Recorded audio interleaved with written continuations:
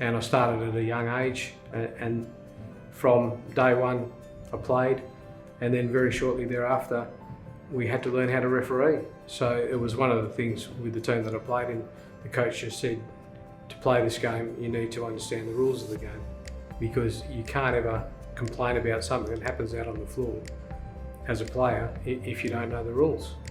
And so it went from there, and I played for a long time and umpired until I was 20, and then gave it away and went and played footy for 10 years. Came back to playing socially at Perry Lakes. It was a bye night, and I was actually reffing out on court 8 at Perry Lakes, and it was the last game of the night. It was freezing cold, and somebody from Basketball WA was there, just happened to be watching, and they approached me after the game and said, would you be interested in umpiring? You've obviously done this before. And I said, I did it as a kid for 10 years, and it went from there. And that was 1990, and from April of 1990, in July, I went to the Australian Under-16 Championships in Hobart. Did the gold medal game with Carolyn Gillespie.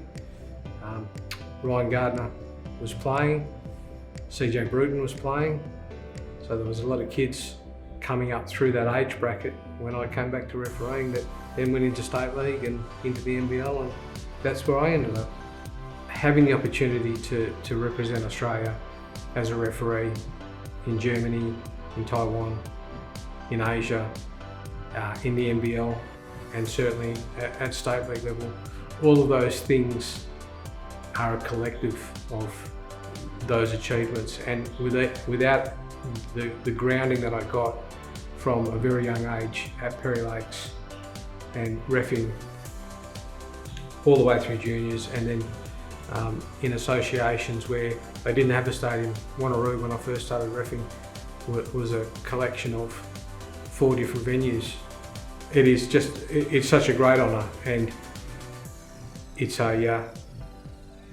the number of hours that go into playing, the same number of hours go into officiating, and people don't see the behind the scenes stuff with reviewing the tapes and doing fitness work on your own and all those sorts of things, just to try and maintain that level that you need to be able to participate when you get to that elite level. And I'm not just talking about the NBL and national, I'm talking about state level.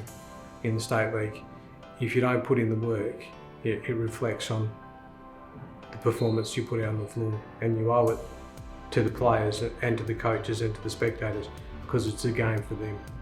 You're there to make the game work and to make sure that nobody gets that unfair advantage, but at the end of the day, you're a participant in the game.